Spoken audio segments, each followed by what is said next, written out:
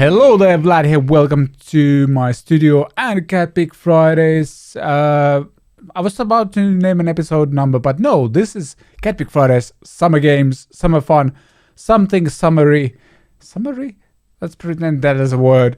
And once again, we are joined by Mr. Richard Morgan. Let's see what happens when I click this button. No! Hello! Eirik is there as well. There's three of us. I need to move. I'm out of the shot right away, which people on podcast platforms will enjoy like us. Hey, I'm not in the shot. Can you move? Can you move? Let's try out a different layout. This doesn't work. Let's go like this. Yes, makes more sense. And yeah, as you can see, we're also joined by Mr. Eirik. Hey, I think I might be able to pronounce your last name now. Let me try it. Stordrange. Closer. That is pretty good. Dankeschön. A lot better than the last time. A lot better. Because that was pretty bad. Yeah, Rich went with storage right away, so. Stordrange. Good word. Right? Yes? Yeah. Mm-hmm. Yeah, that's right. Lovely. Stordrange. Yes, I'm getting better in my Norwegian progress. Indeed. Yeah, these episodes over the next few weeks are not as formal. Our previous episodes were so formal. These are not. We're just going to do some fun things.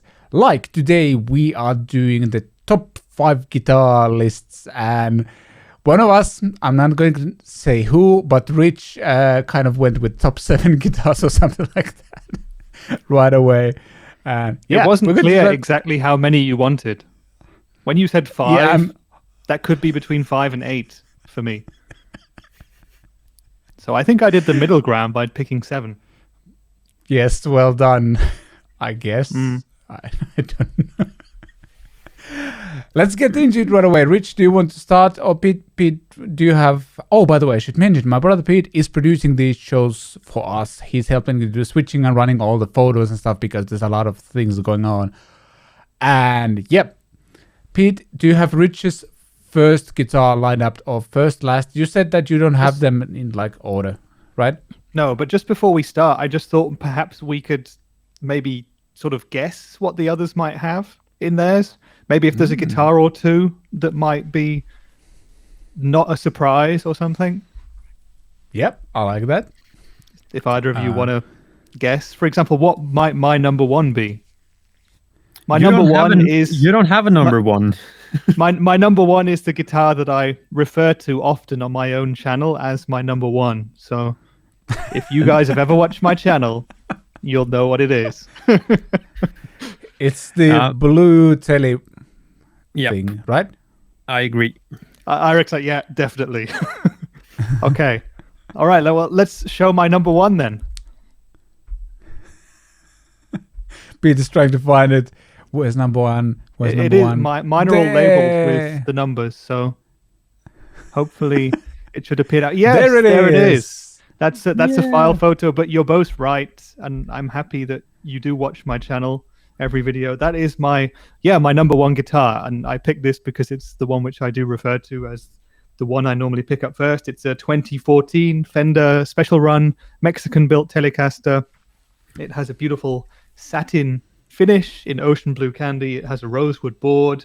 I've made a couple of changes to it, and I actually have mine right here with me, so I don't know if I can hold it up and you guys can see that on the body of mine I've put a more traditional 3-saddle bridge on there, and I've put a splittable creamery bridge humbucker in there. But yeah, this is the guitar that I bought pretty much new in 2014 when you could get a Fender Mexican Strat or Tele for about 350 or 400 euros or pounds. So what? Back then they were so affordable. They were about the price of what a Squier Classic Vibe is nowadays. And this guitar has been everywhere with me since then. When I bought it, I was in England, and this was the only guitar that I didn't want to trust shipping across to Germany with me when I moved back. So I actually took the neck off this one and took it on the plane in my rucksack, and security didn't enjoy letting me on the plane because they had no idea what I was carrying, but I just absolutely didn't want to lose this guitar. It sounds great for everything that I play with it. It's super versatile. It just, I love blue colored guitars, and this one is just the one for me. Everything about it is just kind of right. Awesome. That's my number 1. Nice one. Thank you. Eirik, you want to go next? Yeah, I think I want to start on number 5 actually, and like do 5, 4, 3, 2, 1.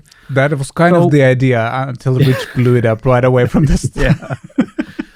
So if I remember correctly, it's that one. Yeah. So that's my TMG Ronnie Scott, which is a Jazzmaster type of guitar, or the shape at least. And it is basically like my dream guitar because it's built after like my wishes. So it's my favorite color, Fiesta Red. It has my favorite pickups, Lawler Firebird style pickups. They are basically mini humbuckers. I really like those. A matching headstock and a Bigsby. So this is pretty much my dream guitar, and I have it. It sounds amazing, plays really good. It has a really like chunky neck, a healthy amount of like relic, not too much, but quite a bit. And yeah, I love it. It's amazing. Was it custom built for you? Did you order it to those exact specs? Yeah, so I think that's basically what TMG always does. They build after like custom orders. And cool. Actually, I think I got it with P90s. I'm not a huge fan of P90s, so I swapped out those for the Firebird style pickups, and I like it a lot better after I did that, actually. What's the difference between the two? Because I really don't know, actually. Like P90s and Firebird pickups.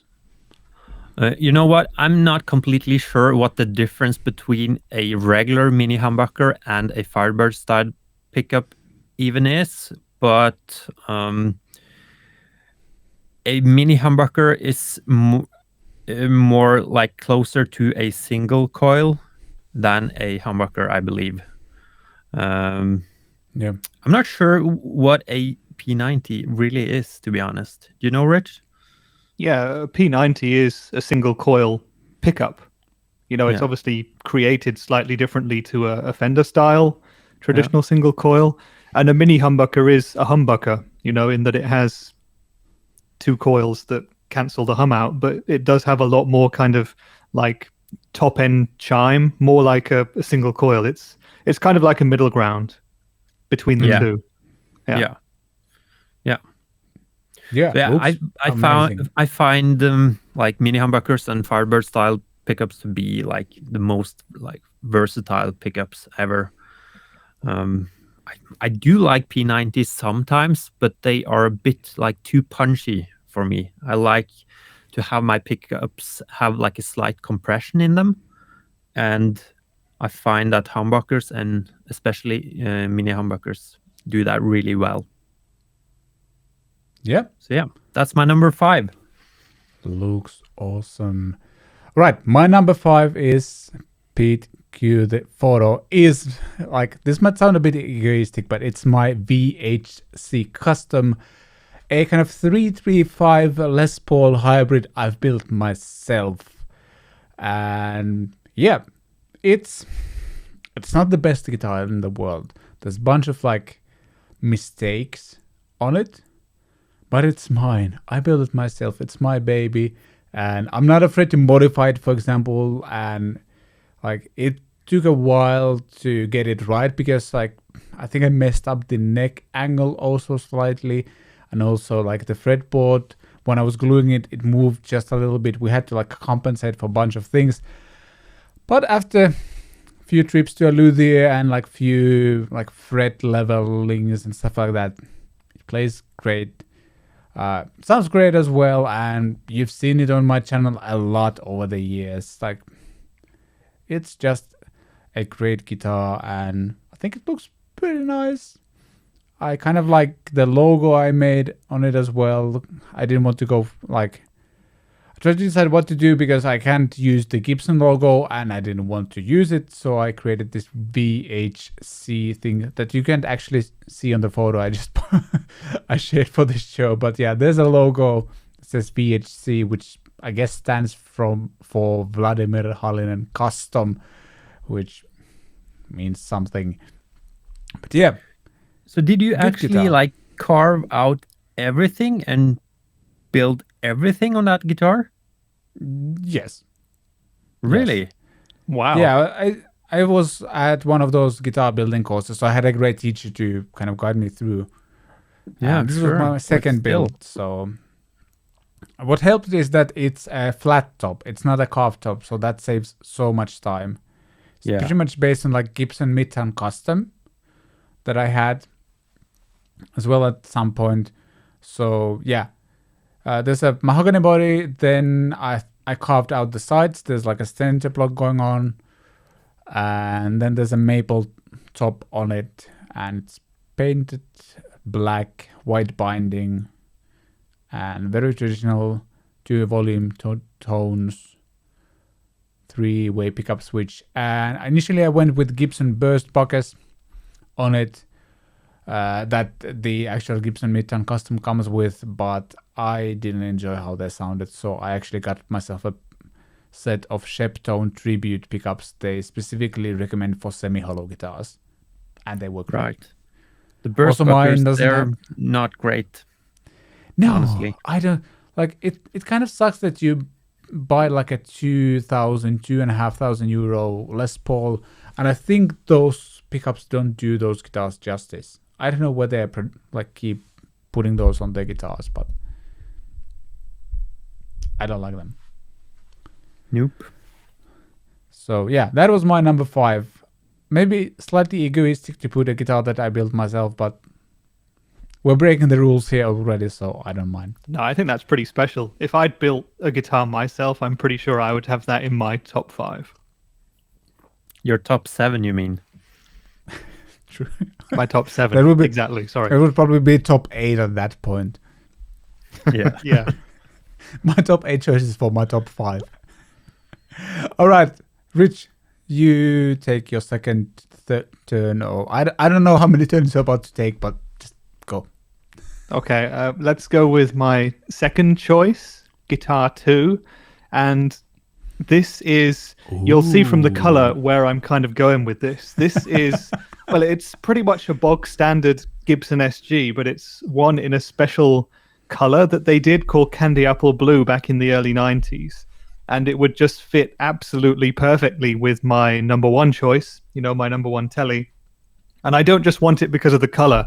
I'm a massive fan of SGs. My first real electric guitar was an Epiphone SG, a Bully SG, all black, back in the 90s, that would have been.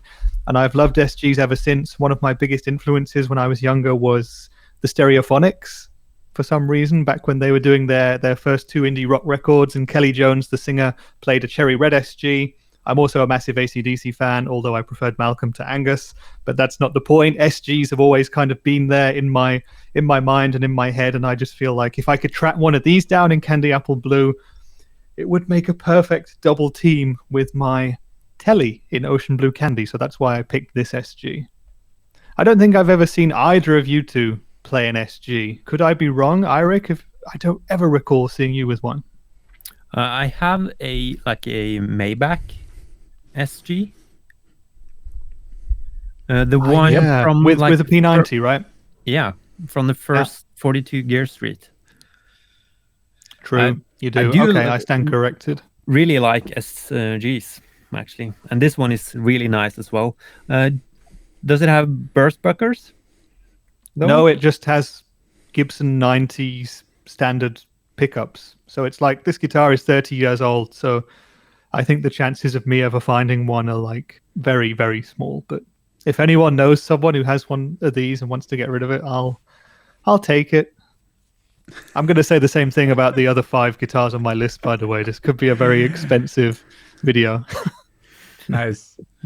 I actually I have to say I don't like SGs just because they don't sit in my lap and feel weird to play standing Pete, up. can you ban Vlad from this broadcast? Technically he can. Disqualified. No way, that's Trey's show. Yeah. Looks good. Cool. Eirik, I think you're next. Yeah, I don't remember what's number 4, so I need to see it first. I think it's a guitar that I don't have. Yeah, or it is one of my guitars. This is my... I believe it's from 2002. It's a 62 reissue American vintage Jazzmaster. And nice. It is like, I think, the first proper guitar that I bought. And I remember it was a bit difficult to get it in Norway because this was before everyone started to play offset guitars. So I remember me and my dad, we actually drove to Sweden to find it. I think we went there once and he had to order it at the store. And then we went back a couple of months after that. And yeah, one of my favorite guitars. And I am a huge fan of Jazzmasters, offset guitars in general.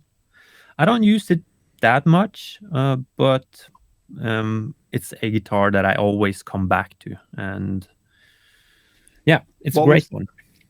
What was the specific reason that you wanted that model? Like, what made you drive to another country to get it? Was it a specific band or an artist, or did you just want those exact specifications or something? It was a band, actually. I was a huge fan of a Norwegian band called Big Bang. And the guitar player there and the singer, he played one of these. He played, I think, a original 61 or 62, or actually, I think he played several vintage Jazzmasters, and he did before it was cool, sort of. So that was the main reason. And I think when I saw that, I sort of realized that I don't really like Strats, or I didn't back then, at least. And Les Pauls, they were like too normal looking for me. I wanted to stand out, sort of. So when I saw the Jazzmaster with that band, I was sold instantly. And I don't think you could get like any cheap ones at that point, actually, like any Mexican or versions of the Jazzmaster. So I had to go for the American vintage. So yeah, that's not my number 4. It looks great. I don't actually remember which one was my number 4, so Pete, can you please bring it up? Is that one? Yeah. Okay, number 4 is a guitar that I actually owned. What this is. What?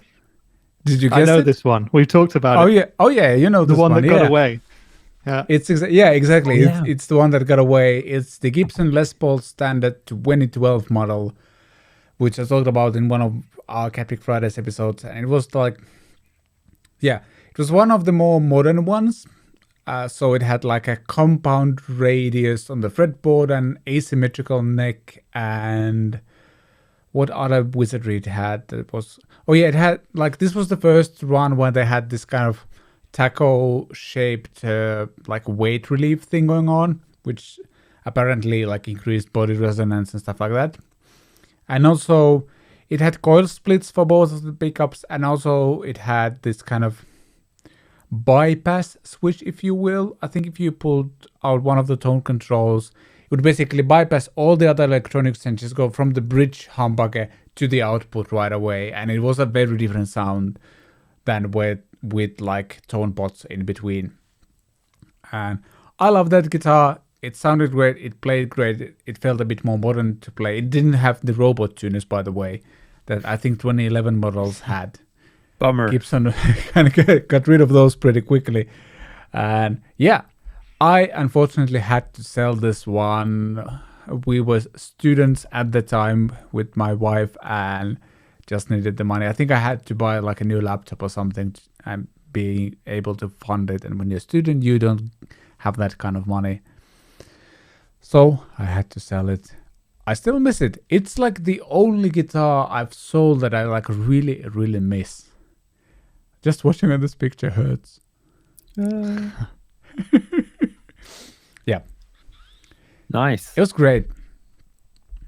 And as I told in the CatPick Fridays episode, Gibson likes to put like vanilla or something, like some scent into the guitar cases. And somebody who was doing that for my guitar like completely overdid it, because not only like the guitar and the case smelled like vanilla and candy all the time, like the whole freaking room smelled like vanilla for like 4 months since I got the guitar. So I don't know. Somebody just went completely like, oh, we have all of this extra scent left, let's put it all into one guitar. And yeah, I think I said when we talked about it last time, but you should definitely try and track down that guitar again if you miss it so much. I bet there's not many of that specific model, and if it's still in Finland, I reckon you've got a chance to get it back. Plus, that would make a cool YouTube series. Oh, absolutely. Tracking my guitar. Make it a detective show, something like, I don't know. Yeah, I'll think about it. I'd love to track it down one day. We'll see. Though I also need the money to buy it first, so... Good point. Yeah. Yes. Maybe one day. Okay, Rich goes third pick, something like that. Yeah, so now we're into the realms of guitars that I have not owned but would like. And this is the one which I relate most closely to going to the NAMM show. This is a Nutter guitar. Brian Nutter is the guy who makes them. He's an American session musician, guitar player. He's played on a bunch of huge Nashville records with huge American acts and stuff. And he builds guitars on the side, and he builds amazing offset, weird looking things. And this is one which really turned my head when I saw it. And he's also made a bunch of super awesome sparkly ones. He makes them custom with different specifications, different pickups, different bridges, but they're absolutely beautiful instruments. They cost about $3,000. So this is something which I will never own in my life, I don't think. But yeah, this is just a good memory of going to a guitar show and seeing an amazing head-turning instrument. And I don't think anyone watching this show or listening will have ever heard of Nutter guitars. So nope. Check them out. Very, very cool indeed. Did you play it, Rich? No. No. I didn't even play it. But I've got a mission already to check them out again at NAMM next year when I go back. It was in the downstairs room, Hall E downstairs, and it's like they have these tiny little booths with 2 or 3 guitars, and you basically can't go up to them without getting noticed. And I really like this guitar, but it's definitely a downstairs NAMM guitar. But I like it 100%. Yeah, yes, it's just so different. And there are lots of guitar brands that make different guitars and offsets and stuff at the moment, but this is just one that it was not like last year or the year before that I saw it. It was quite a few years ago, and it's stuck in my head. So it's the Nutter Guitars Astro Captain or Astro Commander. Nice. Yeah, cool. I like it. Eirik, you go next. Yeah. Number 3, I think that's a guitar that I don't have, finally, that I want to buy. And it's, there it is. Wow. Don't laugh. No, is it Jack White's like home build?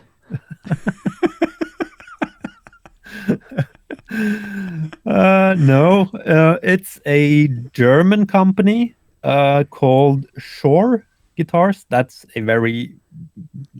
not the way you say it, I guess. And I think this model... I believe it's pronounced Sturmdränger. Yeah.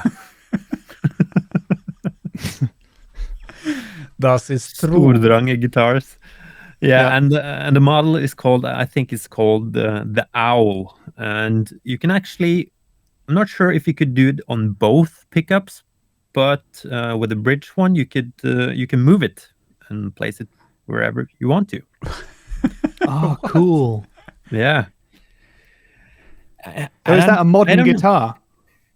Can you buy that in 2021? Is that like a modern instrument? Yeah. Yeah, definitely. To me, it looks very, I don't know, it's a mix of like old and new, like the headstock, that looks like the Parker Fly, which I'm not a big fan of at all. But there's something about the shape of the body and the colors that you get it in, and those pickups. I just want one. I think it looks like from the clips that I've seen that they sound good as well. Yeah. And it's just cool to get something that, like, if you get a Les Paul, you know that, like, Billy Gibbons and Slash, everyone has used that guitar so much, it's impossible to make it your own, sort of.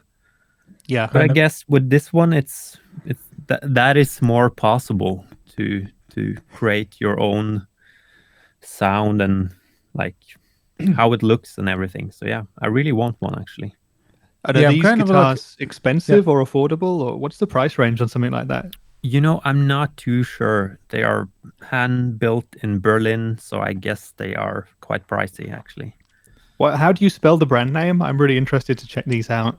So I think it's SCHORR.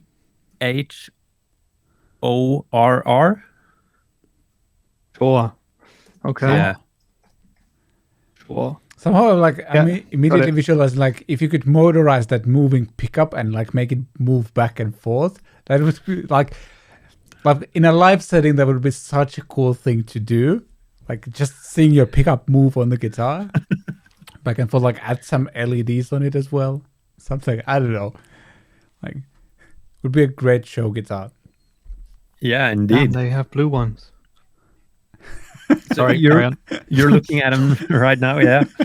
Yeah, so I just had to check the brand out. I'm always really interested when, like, I hear about a new German brand, you know, the country where I live. It's always really interesting. And yeah, I'll be checking these out afterwards. I think, Vlad, we should link all these brands in the description so people can check them out as well. Oh yeah, absolutely. I guess I've showed this guitar to a couple of people, and it seems to be expensive.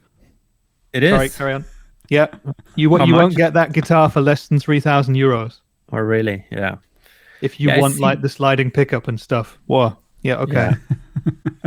Yeah, it seems to be like either you like it a lot or you hate it. Seems to be a very like polarizing guitar, but I like it. Well, you know, I know your channel very well. I've watched 2 or 3 of your videos, I guess, in the last 5 years, and I know that you like to play very different instruments. You're not one of these just Les Paul Strat type of guys. You're always playing something unique.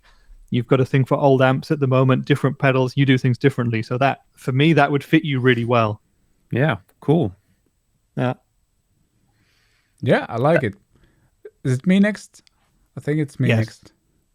Number 3 choice is the Ibanez.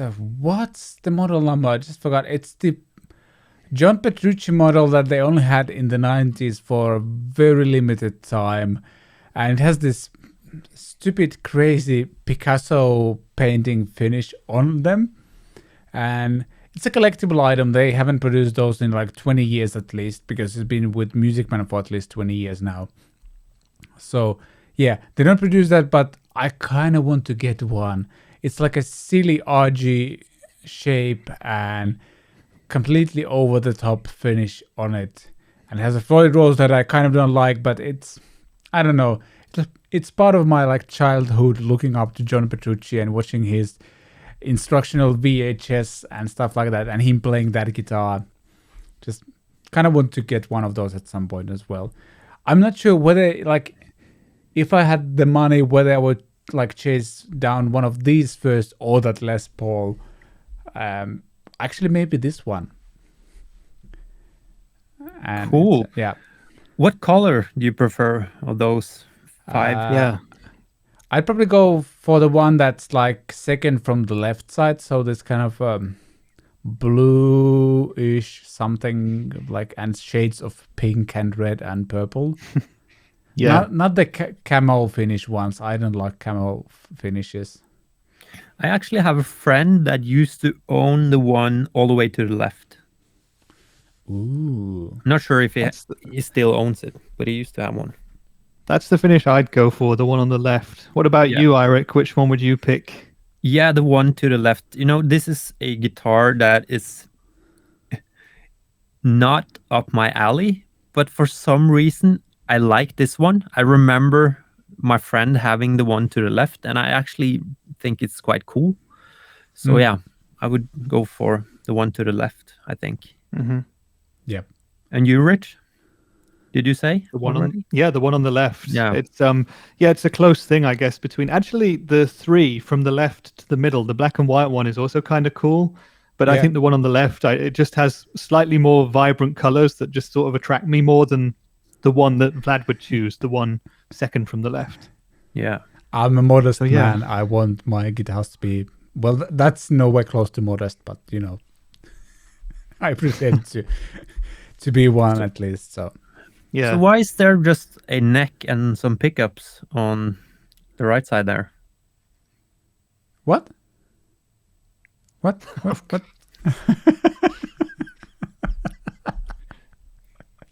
those listening, Eirik made a joke because one of the guitars, like color-wise, blends into the couch. It's a camel thing, isn't it? Yes, it's camel. Someone always needs to make that joke. Yeah. Well done. You get some slow claps from me. Rich, you go. That's your third, fourth. I don't know. Yeah, talking about understated guitars. My fourth pick is kind of it's 2 general categories that I really, really want put together. I love offset guitars. I've never owned a good offset guitar, and I love paisley guitars, and I love pink. And this is pretty much, I don't know, it's against almost everything else that I would ever own, pretty much. But this, for those of you who can't see this, is like a bright pink paisley Jazzmaster. Ooh. And it's just, I think this is a Fender Custom Shop modern reproduction, but there are 60s originals that are genuine old and beaten up, and this just combines everything about the paisley looks that I would really want to have and an offset. Wow. I don't really want to say too much more about it. If you own that guitar, well, you'd probably be scared to take it out and gig it, but just imagine the feeling of strapping that on and playing. That would be amazing. Yeah. I wouldn't say no to that guitar either. Very cool. Yeah. It's kind of a mood guitar. It's like you wouldn't play it every day, but on the days that you played it, it would make you feel like no other guitar to pick that one up, I think. Yeah. Did you say when it's from? Yeah, this one is a more modern custom shop. I think it's a journeyman relic, so it's probably only like maximum 5 years old, this one. Oh, really? You can still buy it. This specific picture I found from an online store. And this is not a cheap guitar or anything, but yeah, there are originals too from, I think, the 60s. There are some Japanese ones as well, paisley ones that you can find, but they're super rare and prices are only going up, so. Does it come with leather boots and a Stetson hat? Yes. Nice. They're actually in the picture, but they're camouflage, so we just can't see them. Good throwback. Yeah. All right, Eirik, you go next.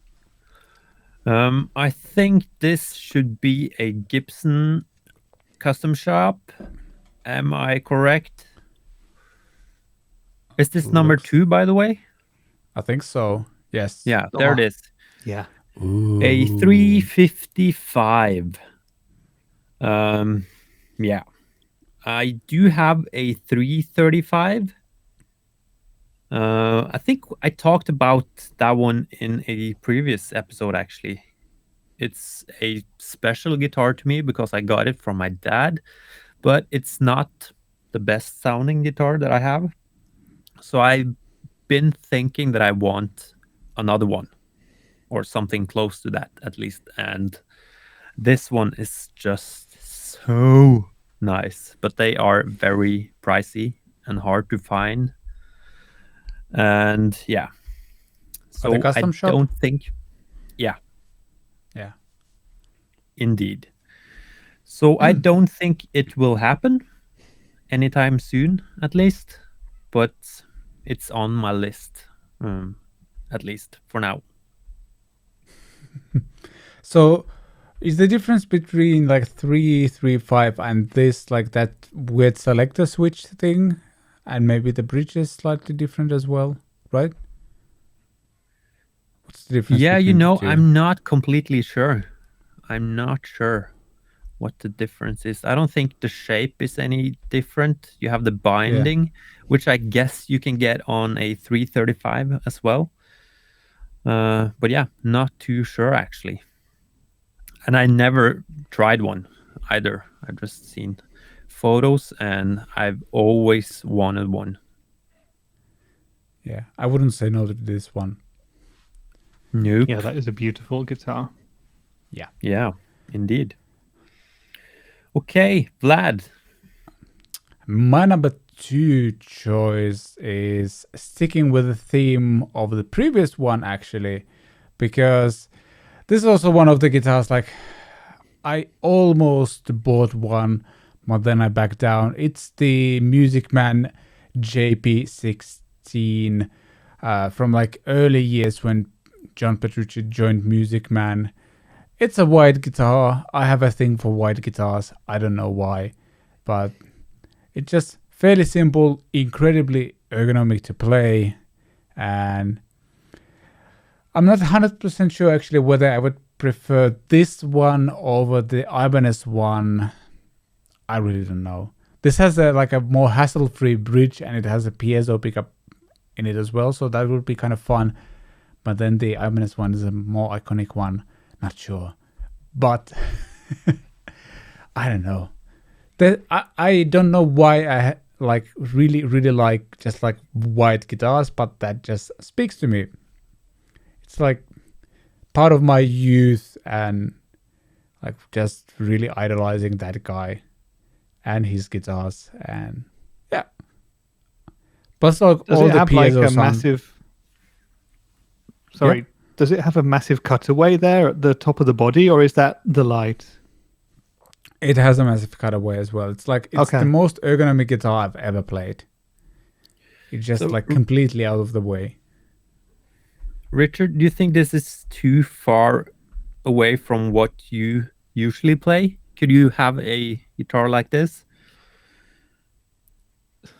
I should probably own one guitar in this direction. You know, when I play kind of more modern stuff, or if I play heavier things or downtune, I pretty much only have my Epiphone Les Paul that I can use for that. And that works. I mean, a Les Paul will do heavy stuff, but I've been talking to Vlad about that recently as well. I would really like a guitar that can do a wide range of more contemporary sounds and heavier stuff. Yeah. About this specific model, in this color, it doesn't speak to me that much, but there's a bunch of Petrucci options, right? You can get that in pretty much any pickup configuration and finish that it's possible to buy, I think. So I could imagine it. I've never even tried one. I would try one, but if I went into a shop, that's not a guitar I would pick off the wall, I don't think. Yeah. What about you, Eirik? I think the shape and everything is too far away from what I usually do. I could definitely own one because I know that they sound amazing and that they play insanely good. So I would probably use it for like recording stuff, but I would never film myself holding it. You have a brand to uphold or something like that. Yeah. Like with the other Petrucci, I think there's something about those colors. It's so much that it gets cool again, sort of, for me. Yeah. But this is like it's too much of I don't know, stuff in the wrong way for me. But I can totally see that it's a very good guitar. It's funny how important the looks and the aesthetics are to us. Like, we've basically both just said we know that that's an amazing guitar in every way, how it sounds, how it plays, how it feels, and Vlad confirmed that. But for us, because we don't really identify with the way it looks, neither of us would probably have it. It's weird that. But yeah. I mean, looks are important, but still. Vlad's the winner. I've sold the guitars because I didn't enjoy the looks, even though they played and sounded great. There's just something about it. Like, I like visually nice things. Let's put it that way. Yeah. And I've sold guitars because of that. So, what guitar was that? Can you say? I need to check my guitar history list and see from there because I don't remember. Oh, I think one of those was the LTD EC1000. It was too heavy metal. Oh, I can imagine that one being pretty bad. Yeah. Rich, you want to go with your last 17 picks? I'll go. Shall I do all of them now, or shall I just do number 5? Yeah, do all of them. Okay, we'll start with number 5 then, which is again, it represents a category and a guitar that specifically caught my eye. This is the Walden B1 Baritone acoustic, and this is representing the fact that, again, I've talked about it with Vlad recently, but I really would like to get a baritone, maybe to cover the heavy music that I've covered before. But this is the first baritone guitar that I actually played. I saw this randomly at the Music Messe show, and I just picked it up, and I think they're tuned to B, these B1 baritones, and it sounded fantastic. That was at a period when I was playing more fingerstyle acoustic stuff, and it sounds so thick and fat, and it was a wonderful instrument, and I still would like to own one day. But as I said, this is kind of me wanting a baritone. In terms of electric baritones that I'm thinking about at the moment, there's a couple of Dan Electros I might consider, maybe an Eastwood. It's hard with baritone guitars because I'm not really a metally player. I'm looking for a baritone instrument that I can play the kind of music I would play. And everything that you can buy on the big online stores is pointy and metally and has big humbuckers. So it's hard to find. But yeah, this is being pictured here because this is one that turned my head at a music show. And it's very hard when there's 10,000 guitars in the same room that one instrument turns your head, and that's what that one did. So one day I will hopefully have one. Nice. Okay, we'll go quickly through to 6 and 7 for me, the bonus picks. Number 6 was, I wanted to pick a more affordable one because I'd gone for really expensive ones, and this is an Ibanez Jet King. It's a very affordable offset that they made maybe 10 or so years ago. I think they only cost about $300. I've never played one, but they look really, really fun, and yeah, I want one. I've never seen that guitar. Omar played one of those from Mars Volta, didn't he? Did he? Well, Yeah, if I he think did, that's so. just another reason, because I never really got into Mars Volta that much, but I loved At the Drive-In. They were one of my main influences growing up, and yeah, that's just another reason to go for it, because I loved some of the tones that they got on their records. Yeah.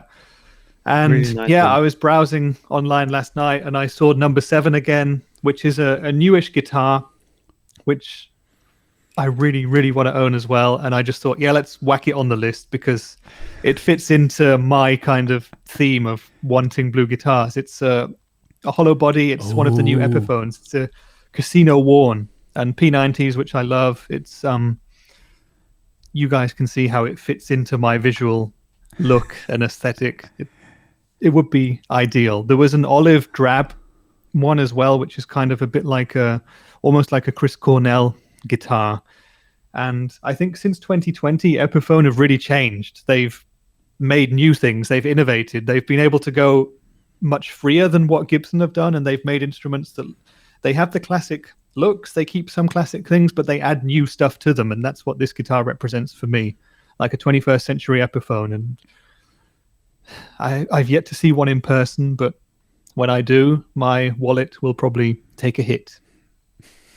Nice. And that's why I couldn't pick 5 guitars. I thought it was necessary to pick 7. And there were many more which were close, but yeah.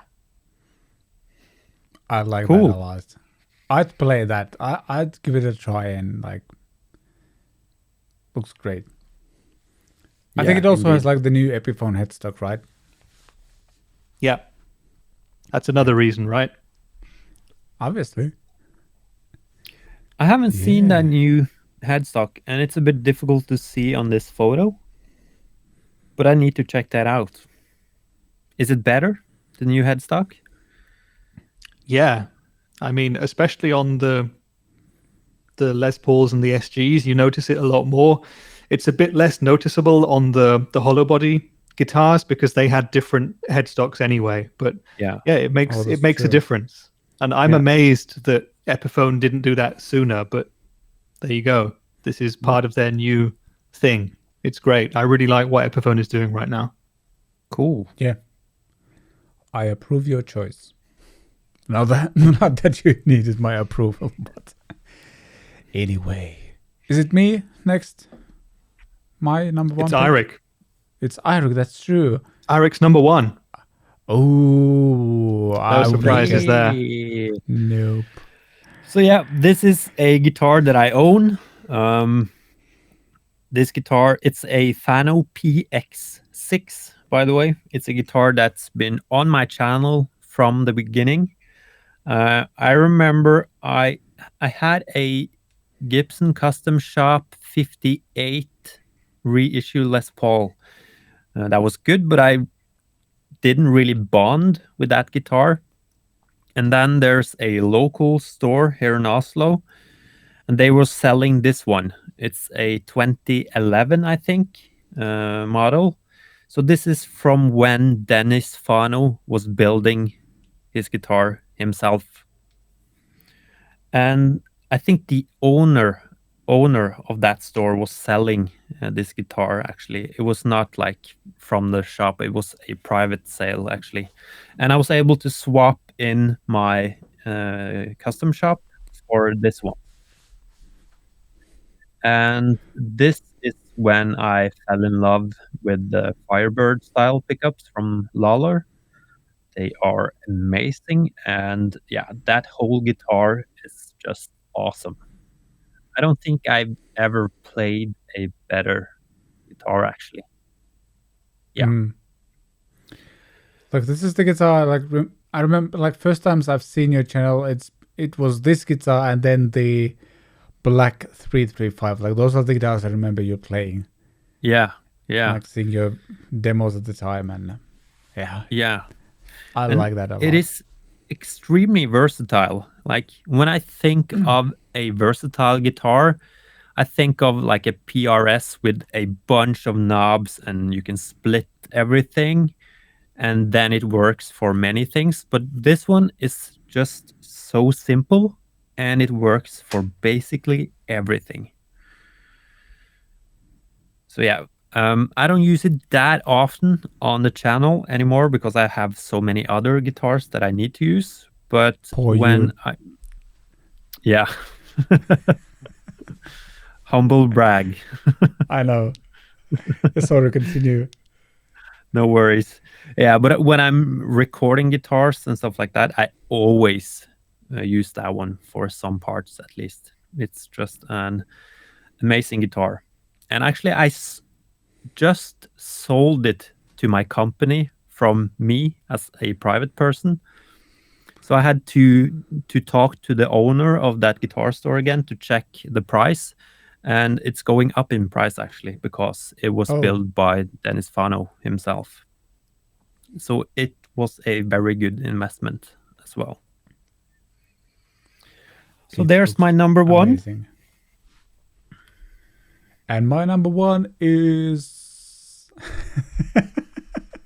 Yes, I even loved, like, I was trying to find a photo of my guitar, like this, just took a screenshot from one of my videos because I couldn't find anything else at the moment, because I haven't actually like photographed the guitar ever, but it's my self-made telly for many reasons. First of all, it started the whole guitar building thing for me, and then this was the guitar I recorded my first ever song with. This is the guitar that I played at Rocking 1000 as well. Took it with me to Germany when Hughes and Kettner flew a bunch of us there. And it's just a very simple, solid guitar that I genuinely like to play. And every time I pick it up, I'm like, hey, this guitar sounds good. And yeah, it's a older body. Not rosewood, maple neck, and a rosewood fingerboard with jumbo frets, which I like a lot. And I've gone through like several pickup iterations on it, but right now, and I think it will those will most likely stay, it has Sheptone Telecaster pickups, and they sound amazing. And the only thing that I might modify on it is the bridge, maybe get something more vintage style, but I'm not sure. Like, I'm actually looking at the guitar and it's actually missing a screw from one of the saddles, but somehow it still stays in place. Not sure why, but it... and I also don't know where the screw went, so we'll see about that. But yeah, a very solid guitar, and it's special in many, many ways, so kind of easy choice, I would say. I did not know that you made that one either. Yeah, that's the one that started with. They usually recommend to start with a telly on those guitar building courses because, like, body construction wise, you like literally take a slab of wood and then you just like sand the top, sand the bottom, and just cut out the shape, and that's your guitar body. Yeah. So yeah, that's one of the reasons they recommend that. Plus, you get a telly. Very nice. It's a very, very versatile instrument. I've recorded anything from like pop and rock to like actually metal as well with it, and it does all those things really well. Nice. Again, more egoistic choices because I picked my own guitar. Deal with it. And I think that wraps up our guitars, unless Rich has 17 more somewhere in stock. No, that was my list. I'm done. Good. Yes, this almost went according to the rules. Guys, who picked the best list? I don't know why we should vote about this, but we should vote about this. Who you related most with? Eirik, start pointing at yourself. Yeah. Let's ask it this way. Whose list you would prefer the most? Like, my LED lights are falling out as we speak, by the way. I don't know what's happening. Like, one of my LED strips just fell down behind me. So, yeah. Whose list do you prefer? Let us know in the comments. We'll try to put as much links in the description as possible, and links to both of these fellows' channels in the description as well. A great way to support the show is to get the songwriting course. Links to that in the description as well. And like, share, subscribe, YouTube things.